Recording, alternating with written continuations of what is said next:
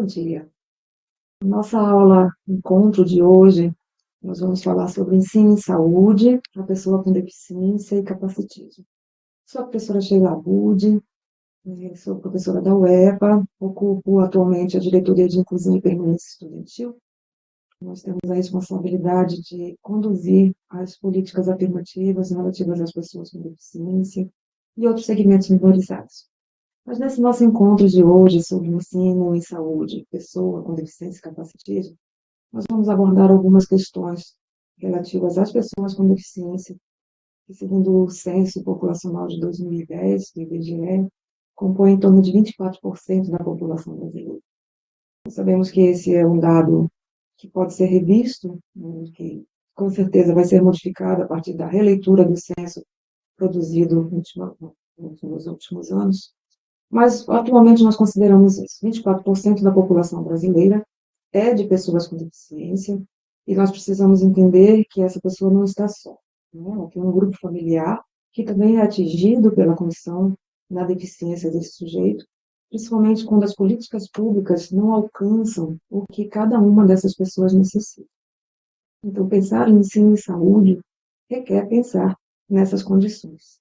O que os cursos relacionados com a saúde têm contemplado a respeito desse segmento que é minorizado, que é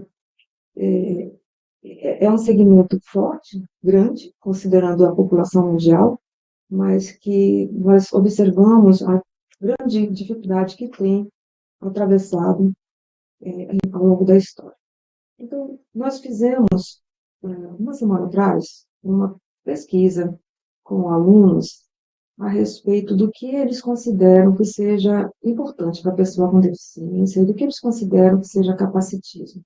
E aí surgiu esta nuvem, que nós usamos de um software específico, em Vivo, e surgiu essa nuvem que as palavras mais fortes aqui são as que mais aconteceram a partir dessa pesquisa. Vocês podem observar que nós temos exclusão, saúde, pessoas, deficiência, cuidado, reabilitação, acessibilidade, preconceito. Né? São as palavras que estão aqui mais marcadas, e é sobre elas que nós vamos conduzir essa conversa de hoje. Quando a gente fala na questão da saúde da pessoa com deficiência, nós precisamos contemplar alguns aspectos que estão previstos já nos Objetivos do Desenvolvimento Sustentável, que um desses objetivos, que é o terceiro, trata da saúde e bem-estar. Os Objetivos do Desenvolvimento Sustentável, eles preveem a erradicação da pobreza, a proteção do planeta e a garantia de paz e prosperidade. Especificamente, esse terceiro objetivo, que trata de saúde e bem-estar, o Brasil ele vem melhorando moderadamente. Olha, nós somos um país rico, nós somos um país muito grande, continentalmente grande, mas somos um país rico. O grande problema que eu observo é que as políticas públicas não têm dado conta das questões da saúde, de modo geral, mas com relação à pessoa com deficiência, isso se agrava um tanto mais. Esse objetivo, especificamente, ele trata de assegurar uma vida saudável, promover o bem-estar para todas e todos, em todas as idades. E aí eu trago alguns dados que são do Brasil. O Brasil ocupa, a partir do Relatório de Desenvolvimento Sustentável de 2024, o Brasil ocupa a 52ª posição dos 193 países que estão comprometidos com o ODS. Isso nos coloca abaixo do cumprimento das metas desse objetivo especificamente, objetivo 3. O que é necessário, então?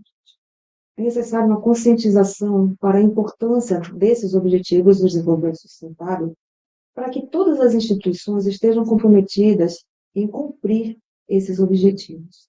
Isso, sem dúvida alguma, implica em considerarmos alguns dados. Por exemplo, cerca de 1,2 bilhão de pessoas no mundo vivem em situação de extrema pobreza. No Brasil, são 58.460.531 pessoas. E no estado do Pará, são 649.823. Vejo, sim, dados alarmantes, porque quando nós pensamos em situação de extrema pobreza, implica em pensar que a pessoa vive por dia com menos de $1 ao dia. Quem é que consegue viver com menos de $1 ao dia? O que a gente observa nessa imagem especificamente, que nós temos no centro uma criança comendo lixo, uma criança muito magra, comendo lixo no chão. São pessoas que não têm acesso à moradia, à assistência, à educação, à informação e nem à saúde. São casos que estão ao nosso redor.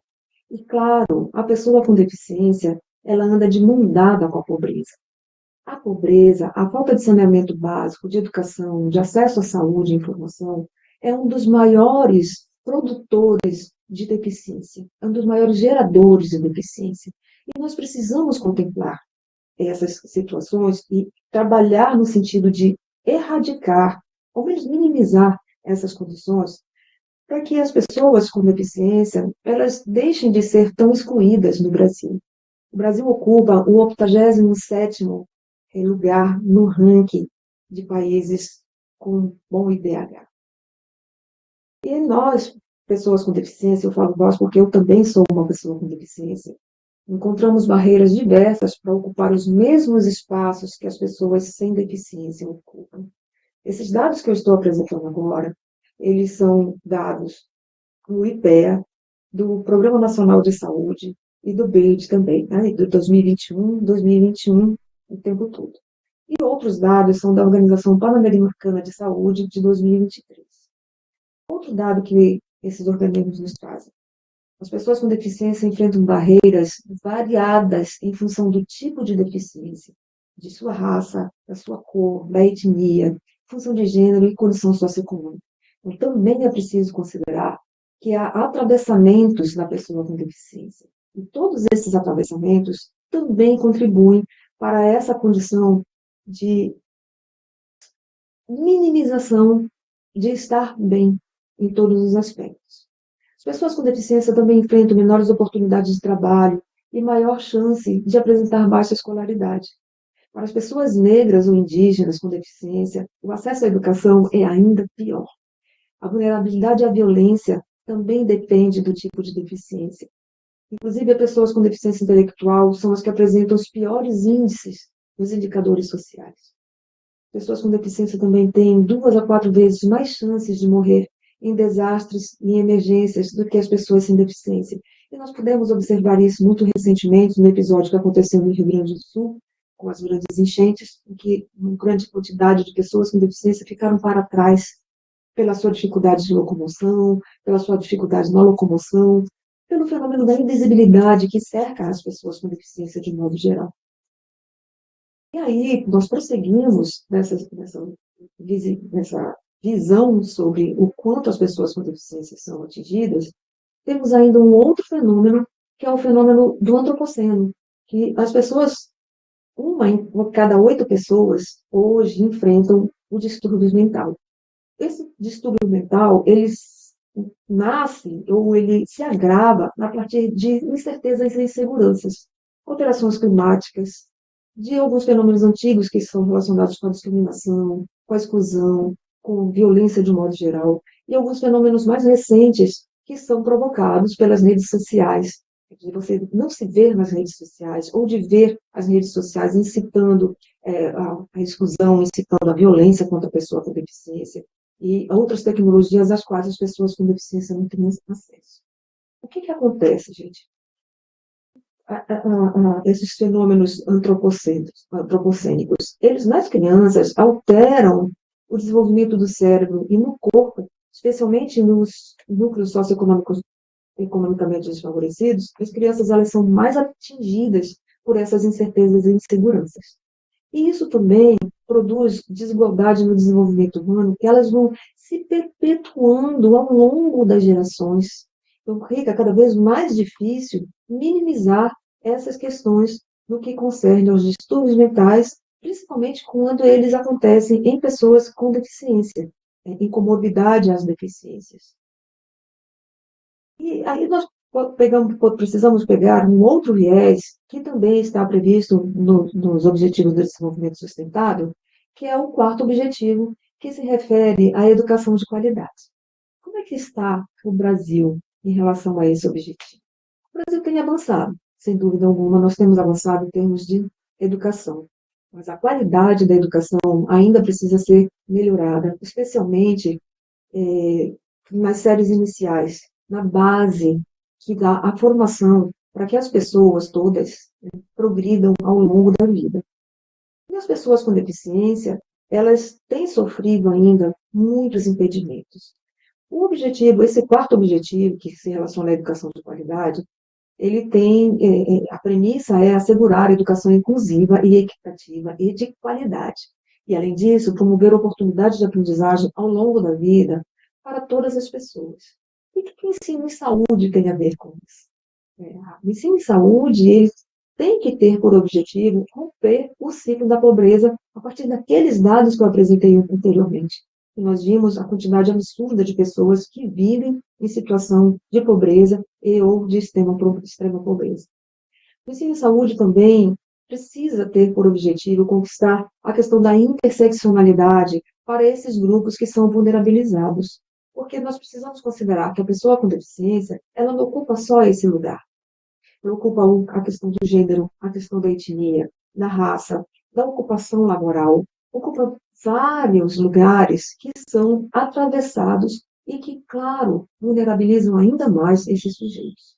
Então, o ensino-saúde também tem que pensar e incentivar a adoção de hábitos saudáveis durante toda a vida. Não apenas hábitos saudáveis, mas também hábitos sustentáveis, que, sem dúvida, pode conduzir à construção, à consolidação de uma sociedade que seja mais tolerante, mais pacífica, melhor para que todos nós estejamos em convivência. E o que é, então, gente, uma sociedade inclusiva, como está previsto no Objetivo do Desenvolvimento Sustentável? A sociedade inclusiva é essa que pode oferecer a todas as pessoas oportunidades iguais para a sua autodeterminação, para a sua autonomia, para o seu desenvolvimento. E oferecer oportunidades iguais significa oferecer condições diferenciadas a partir da necessidade específica de cada sujeito. Nós não podemos pensar numa pessoa cega que vive em situação de extrema pobreza da mesma forma que pensamos uma pessoa cega com um bom poder socioeconômico, que tem acesso às tecnologias assistivas de alto custo, que tem acesso ao conforto, à boa alimentação. Então, quando falamos em oferecer oportunidades iguais, precisamos considerar o fator justiça. E essa, sim, é a base da construção de uma sociedade inclusiva. E falando no ensino em saúde, eu trouxe aqui eu trouxe um documento que trata do ensino em saúde, que é a Resolução 569 de 2017 do Conselho Nacional de Saúde. De que trata essa resolução? Do processo de educação dos profissionais de saúde, que visa a formação de profissionais com essa visão holística, humanista, crítica, profissionais que sejam capazes de refletir sobre a realidade econômica, política, social, cultural de todas as comunidades, pautada na necessidade da população. Olha, nós estamos falando especificamente de pessoas com deficiência, né? A conversa é capacitismo e pessoa com deficiência.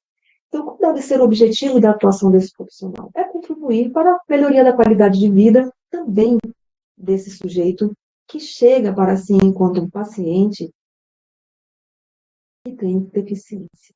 Precisamos pensar em como esse sujeito vive enquanto indivíduo na sua comunidade e nas coletividades que ele frequenta.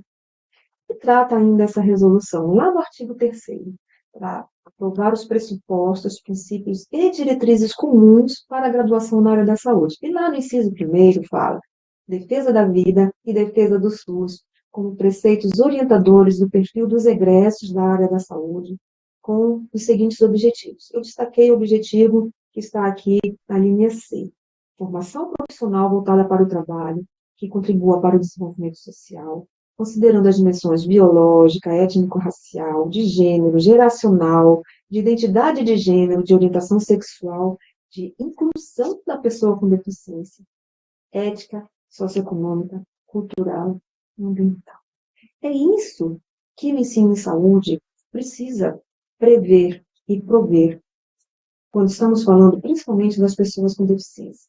E essa resolução, ela tem um parecer técnico, que é o parecer número 300, lá de 2017, que trata dos princípios gerais para as diretrizes curriculares nacionais dos cursos de graduação da área de saúde. O que fala esse parecer especificamente? Em consonância com a Constituição Federal de 88, e aí eu preciso destacar que a Lei Brasileira de Inclusão, ela tem equiparação com a Constituição Federal de 88, né, gente? Ela é como se fosse a Constituição Federal, no que trata das pessoas com deficiência.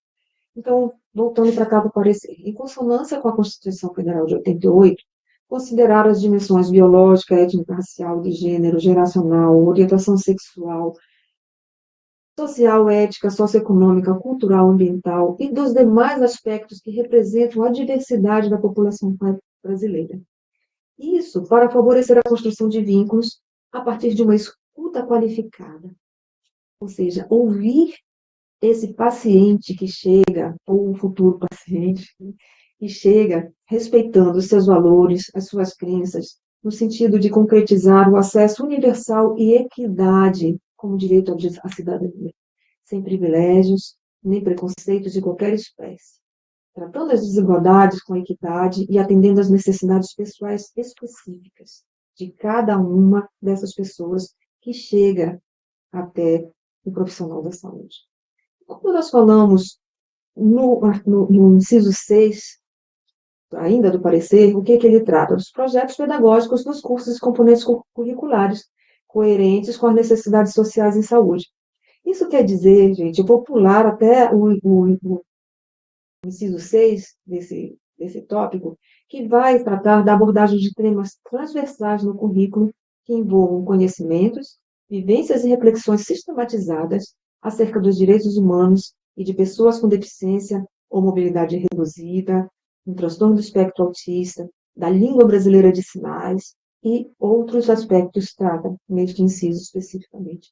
Veja, um parecer que aborda a questão da pessoa com deficiência no ensino em saúde. Esse parecer precisa ser conhecido por todas as pessoas que estudam em quaisquer cursos de saúde e pelos profissionais da saúde também. Nós não podemos sequer alegar desconhecimento dessa legislação, dos pareceres, porque eles são publicizados.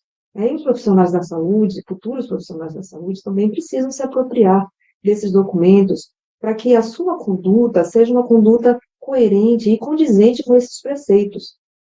Ainda no parecer técnico, afirma que é importante que a graduação em saúde considere os princípios e diretrizes das principais políticas que contribuem para a redução das desigualdades. Ainda assim, trata da Política Nacional de Saúde da Pessoa com Deficiência, a Política Nacional de Proteção dos Direitos da Pessoa com Transtorno do Espectro Autista, a Política Nacional de Atenção Integral à Saúde da Mulher, a Política de Atenção Integral à Saúde do Homem e a Política Nacional de Saúde Integral à População LGBTQIA+. Então, é um parecer bastante abrangente que trata dessas transversalidades ou dos atravessamentos que a pessoa com deficiência enfrenta e que precisam ser consideradas a partir da perspectiva do sujeito, do indivíduo que está ali presente. Pensando nisso tudo, eu fiz uma busca das dissertações aqui da nossa universidade, no curso de saúde, ensino em saúde na Amazônia, e encontrei algumas dissertações importantes que podem servir de leitura para quem está aqui participando dessa web aula e que pode também servir de estímulo à ampliação da quantidade de pesquisas concernentes às pessoas com deficiência, porque preciso que nós ampliemos cada vez mais, em função de que são pessoas que existem, em função de que são pessoas que estão nas universidades, que estão nas escolas de um modo geral, que estão em todos os espaços de convivência social.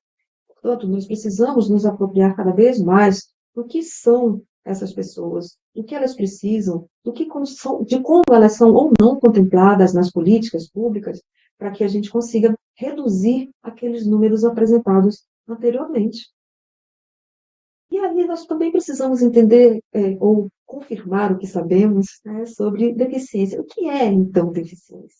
É uma definição trazida pela Convenção da ONU, ali pelo Decreto 6.949 de 2009, que o que ele traz de muito importante é que esse decreto ele desloca a ideia da limitação presente na pessoa para a sua interação com o ambiente. Vocês podem observar que até um tempo atrás, a gente se referia à pessoa com deficiência como deficiente, né? Então, a partir do decreto, nós passamos a nos referir pessoa como pessoa com deficiência, porque isso confirma a ideia de que a deficiência só se manifesta quando a pessoa está num ambiente que é pouco acessível. É aí que a deficiência se manifesta. É neste aspecto que o ensino de saúde precisa atuar. Como é possível reduzir barreiras de acesso a essas pessoas?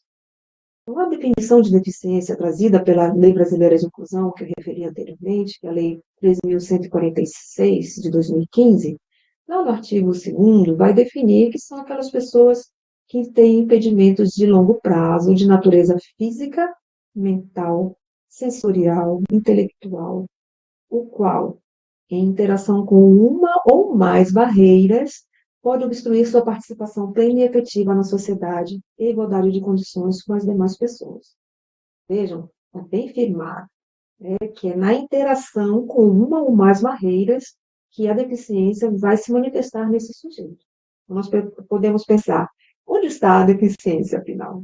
É na pessoa ou é no ambiente que traz barreiras para que ela se manifeste com todas as suas capacidades, dentro do princípio de autonomia, dentro do princípio da equidade do desenvolvimento humano? Então, são aspectos para que nós possamos analisar permanentemente, fazer visitações aos nossos fazeres profissionais, às nossas atuações de um modo geral. A LBI, ela trata ali no artigo 3º do que são acessibilidade e do que são barreiras. Vai definir que a acessibilidade é essa possibilidade e condição de alcance para a utilização com segurança e autonomia de todos esses espaços, das informações e comunicações, de serviços e instalações por essa pessoa com deficiência ou com mobilidade reduzida. E o que ela define que é barreira? Barreira é, então, qualquer entrave, obstáculo, atitude, comportamento que limite ou impeça a participação social da pessoa com deficiência, bem como o gozo e a fruição de todos os serviços, de todos os ambientes, do lazer, da educação, do gozo da saúde, do fruto dos serviços de modo geral. Pensem, muitas vezes, nós somos a principal barreira. Essa é a barreira para a qual não tem uma legislação específica, que é a barreira da atitude. Para todas as outras, barreiras de acesso físico, barreira de acesso à comunicação, barreira de acesso à tecnologia, à saúde, à educação, para tudo isso tem lei própria. Mas para a atitude, não tem. É por isso que nós precisamos, cada vez mais, nos aproximar, nos apropriar do convívio com as pessoas com deficiência, para entender o que é cada uma dessas pessoas, para aproveitar a convivência com a diversidade que compõe a humanidade, para aprender a ser humano, junto com todo mundo. Assim, nós conseguiremos fazer uma revisão dos nossos valores e, sem dúvida, reconduzir as nossas atuações no sentido dessa convivência harmoniosa, conforme está previsto nos Objetivos de Desenvolvimento Sustentável. Quando nós pensamos nessa situação de exclusão, de barreiras, de acesso, de pessoa com deficiência, imediatamente, quando falamos em pessoa com deficiência, imediatamente vem à nossa cabeça algumas construções sociais que são da ordem do preconceito. O preconceito é um conceito que foi formado antecipadamente a um evento, a uma pessoa, a um fato. Isso é um preconceito. Todos nós somos preconceituosos. O que é perigoso? É quando o preconceito ele gera discriminação. E a discriminação é esse ato de apartar, de afastar a pessoa por causas aleatórias em função da deficiência que ela apresenta. Tipo assim, eu não vou conviver com a Sheila, eu não quero fazer nada junto com a Sheila porque a Sheila é uma pessoa surdo-cega e porque a Sheila é uma pessoa autista. Então, eu não quero convivência com ela. Isso é discriminação. O ato de me afastar da convivência é um ato discriminatório. E isso é punível A legislação pune esse ato, porque é um ato que gera exclusão. O ato de recusar a pessoa no convívio social é um fato, é um ato de exclusão, que é punível com reclusão de 1 a 4 anos de reclusão e pagamento de multa de até 20 salários mínimos. Então, ainda que não seja pela questão social, pela questão do respeito à diversidade e às diversas formas de manifestação humana, é preciso que se pense no impacto que a prisão e a multa traz para cada um de nós. Mas vamos pensar pelo lado melhor, vamos pensar pelo lado da humanidade, da convivência social. Esse é o melhor ato, né? Essa é a verdadeira atitude positiva em relação à diversidade humana.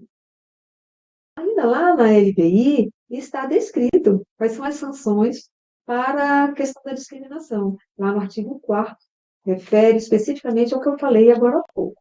E no artigo 88 está ali a penalidade prevista para a prática, indução ou incitação de discriminação da pessoa com deficiência em razão da sua deficiência. Então, gente, aqui, quem estiver acompanhando, o professor, por exemplo, não vou fazer um ajuste, uma flexibilização nas minhas aulas para aquele aluno, porque se ele chegou no ensino superior, ele que dê seu jeito. Um médico, um enfermeiro, um terapeuta ocupacional, um fonoaudiólogo, qualquer pessoa da área da saúde que se recusar a atender adequadamente a pessoa com deficiência, está infringindo uma lei nacional que tem poder de Constituição Federal, que é a Lei Brasileira de Inclusão. Então, eu volto a falar o quanto essas situações impactam nas nossas vidas, né? A partir desse fenômeno que eu chamo de fenômeno de invisibilidade, que é a forma como a deficiência é percebida ou não é percebida pela sociedade e que contribui para a manutenção na crença da incapacidade deste sujeito, do indivíduo com deficiência. Todos esses aspectos que eu referi anteriormente, inclusive aqueles dados absurdos com relação à questão da pobreza e da pobreza extrema, eles são reflexo dessa questão que eu estou abordando agora, do fenômeno da invisibilização da pessoa com deficiência. Cada vez que uma pessoa com deficiência não é atendida dentro do princípio da justiça, da equidade humana, ela está sendo invisibilizada. E cada vez que uma pessoa é invisibilizada, nós estamos incorrendo no chamado capacitismo. O capacitismo, ele é uma questão estrutural, que é baseada na lógica da capacidade dos nossos corpos. Um corpo com deficiência, ele muitas vezes é considerado um corpo incapaz. Então, a gente costuma dizer que o capacitismo é o co-irmão do racismo, do homossexual, da homofobia e de outras situações que são de afastamento da diversidade humana. O capacitismo, ele é exclusivo relativo às pessoas com deficiência. É considerar que uma pessoa com deficiência é incapaz. E essa situação, ela reproduz crenças, processos e práticas que normatizam um padrão corporal, ou mental, ou intelectual, como sendo o ideal, como sendo o perfeito, sem considerar a identidade do sujeito, a corporeidade da pessoa, as intelectualidades, a capacidade cognitiva de cada um de nós. E isso traz como consequência a inferiorização da imagem diversa desse corpo padrão. E isso também gera uma hierarquização nas deficiências, ou seja, aquela deficiência, uma pessoa com uma sequela de paralisia cerebral, um caso mais grave, ela é considerada mais deficiente do que a Sheila que está aqui falando, por exemplo. Né? Isso é capacitismo. Porque vocês me olham e vocês não conseguem perceber que meu olho não funciona, que meu ouvido não funciona, que eu sou uma pessoa autista. Porque eu não tenho esses padrões estereotipados dessas condições. Então, isso também é capacitismo. Mas, em contrapartida, no momento em que se sabe dessa minha condição, muitas vezes pode surgir a dúvida: será que ela é capaz? Isso é capacitismo. É sobre isso que nós precisamos nos debruçar e combater. É o que nós chamamos de capacitismo institucional. e se manifesta pela reprodução desses discursos que reforçam concepções de passividade, de opressão, de invisibilização, da falta de interesse em estudar as condições desiguais, desumanas impostas a nós. A falta de acessibilidade dos conteúdos de informação que são produzidos, sistematizados por todas as instituições. Pelo fato de excluir as pessoas como beneficiárias de todas as ações e serviços que são disponibilizados a todas as outras. Por não reconhecer as características e as necessidades de cada uma dessas pessoas. Com a falta de produção de conteúdo sobre esses processos de saúde e doença nas pessoas com deficiência, é um demonstrativo do capacitismo institucional na saúde. Lembra que eu mostrei antes uma quantidade bastante reduzida de produções num determinado curso? Isso é um exemplo de capacitismo. E nós temos tantas coisas a investigar, precisamos ampliar essas discussões, essas investigações, para justamente dar condições a que as instituições, de modo geral, se construam e se constituam na direção de atender a cada necessidade. E aí, esse outro quadro sobre o capacitismo estrutural nos traz dados alarmantes também de registro de 394.482 violações contra as pessoas com deficiência no Brasil em 2023. Vejam, em comparação com 2022, houve um crescimento de mais de 50% no sentido da violência. Isso são dados alarmantes, pelos quais nós precisamos cada vez mais nos aproximar de conhecer quais são as reais necessidades desse grupo que é minorizado. Né? Na verdade, não é um grupo, não é um segmento minoritário, porque é um segmento muito grande. Então, quais são os enfrentamentos necessários para que a gente consiga reduzir essa situação? O primeiro enfrentamento é essa questão que eu falei há pouco, né? A escassez de informações sobre a incidência, a localização e a distribuição da deficiência. Quais são as deficiências? Onde estão essas pessoas? Né? Como elas vivem? Do que elas necessitam? Uma outra situação que precisamos enfrentar é a pouca sistematização e também a divulgação baixa das ações que são desenvolvidas. Isso precisa ser pulverizado, precisa ser mediatizado para que a gente consiga reverter esses quadros. A formação insuficiente dos profissionais que atuam junto às pessoas com deficiência e também a pouca articulação entre os setores e serviços que são envolvidos na atenção à pessoa com deficiência. Muitas vezes, esse sujeito, ele passa por vários serviços da saúde, mas um não conversa com o outro. Então, ele fica sendo uma pessoa totalmente repartida, e que cada profissional da saúde dá um tipo de atenção ou não, e aí acaba não atingindo as reais necessidades desse sujeito. Ainda há também uma situação que nós precisamos enfrentar, que é essa tendência a generalizar as limitações da pessoa com deficiência e a minimizar as suas capacidades, as suas potencialidades, que tem a ver com o capacitismo que eu me referi agora. Então, esses enfrentamentos, nós precisamos trabalhar em cima deles, trabalhar a respeito deles, para que essa questão da exclusão seja minimizada. Nós temos aí 7 anos de publicação da Lei Brasileira de Inclusão, e o que nós podemos observar é que as políticas que são propostas e as práticas que são voltadas para a inclusão ainda é insuficiente. Né? A implantação da política de acessibilidade nos sistemas educacionais é baixa.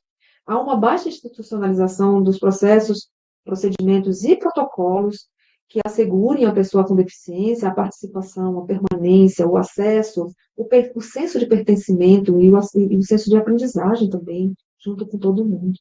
As nossas práticas institucionais, elas continuam expressando todas essas contradições a que eu me referi, né, a partir de uma cultura hegemônica e capacitista que está presente aí nas nossas estruturas sociais e principalmente nas nossas instituições de ensino. Então, nós estamos tratando aqui de ensino em saúde. Né? E aí, a gente pode verificar que a exclusão, ela se dá nesses dois âmbitos, tanto no âmbito macropolítico, que se afirma por esse capacitismo estrutural, que eu me referi agora há pouco, como no âmbito das micropolíticas cotidianas, que são aquelas que permitem que a gente faça uma ação mais inclusiva, aqui, outra ali, mas que não atinge a estrutura institucional como um todo. Então, são problemas que nós precisamos combater também. Então, o que a gente pode, o que eu quero afirmar, né? Que é possível nós percebermos a partir da efetivação das políticas públicas. Precisamos dar maior atenção à questão da acessibilidade, da educação, da saúde, da assistência social e também da inclusão no mundo laboral. O mercado de trabalho precisa garantir maior qualificação profissional, maior fiscalização nesse campo da atuação do trabalho, porque nós precisamos trabalhar. Todos nós precisamos trabalhar. Isso é um direito constitucional. A pensar nessas situações relativas à demora do diagnóstico, quantas vezes a pessoa enfrenta 4, 5, 6 anos para conseguir um diagnóstico, para ter esse diagnóstico fechado e, assim, ter garantido o seu direito de acesso aos bens que estão disponibilizados. E demora no atendimento especializado, por falta de apoio às famílias, porque também precisamos verificar essa situação. Uma família que há uma pessoa com deficiência, há várias pessoas adoecidas. E quanto mais grave a condição da pessoa com deficiência, mais adoecimento traz para essa família. Para vocês entenderem, por exemplo, uma família que tem uma pessoa autista, nível 2 de intensidade de necessidade de apoio, 2 e 3, capacidade de estar bem dessa pessoa, da família dessa pessoa, equivale a um combatente em guerra. É um esforço muito grande, é uma dificuldade muito grande ter pessoas com deficiência em casa. As famílias sofrem e, por isso, elas precisam de apoio. A escassez de profissionais capacitados, tanto na área da educação quanto na área da saúde, mais especificamente essas duas áreas, que são as que mais envolvem a atenção à pessoa com deficiência. A falta de medicamentos, a ausência de um acompanhamento multidisciplinar nas redes de saúde pública. E, mais grave ainda, é a descontinuidade dos acompanhamentos terapêuticos. Em função de várias situações. Às vezes a pessoa, por questão financeira, é obrigada a se mudar daquela área onde ela estava fazendo o atendimento, e aí ela tem que começar todo o processo de gênero. Falta de medicação, uma falta de acesso à medicação. Todos esses fatores que eu apontei anteriormente, eles são geradores dessa descontinuidade dos acompanhamentos terapêuticos. Então, essas são situações que nós precisamos considerar. Tanto os dados apresentados, quanto o efeito que as desigualdades sociais e econômicas, elas trazem enquanto geradoras de deficiência e enquanto também redutoras dessas possibilidades de atuação, de trabalho dessas pessoas.